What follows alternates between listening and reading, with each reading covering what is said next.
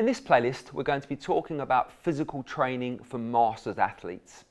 Now, obviously, as we age, we go through a certain amount of physiological changes, and we do lose a certain amount of our kind of natural fitness, our strength, endurance. So one of the themes of this series of videos is to look at how can we slow that down, halt that, and even reverse it to some extent.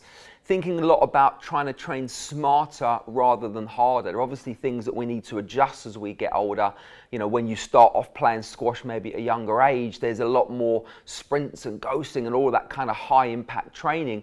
But as a masters player, what can we do to replace that to still be effective, but without exposing our body to so much force and impact and that kind of wear and tear? So one concept I talk about a lot when working with masters players and veteran athletes from all sports is that as we age, our physical ceiling does come down. We're not going to be able to reach the same heights of speed and strength and endurance that we would have in our 20s.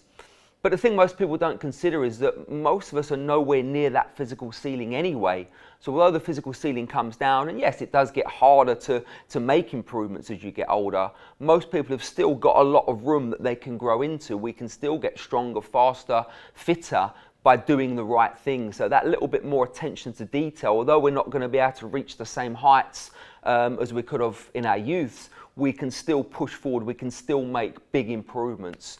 So the focus of this series of videos is to really break down each of the individual areas of physical conditioning and talking about the changes and things that you can do as a masters player to really make sure you're training effectively, you're training efficiently, and also doing the smart things to avoid injury.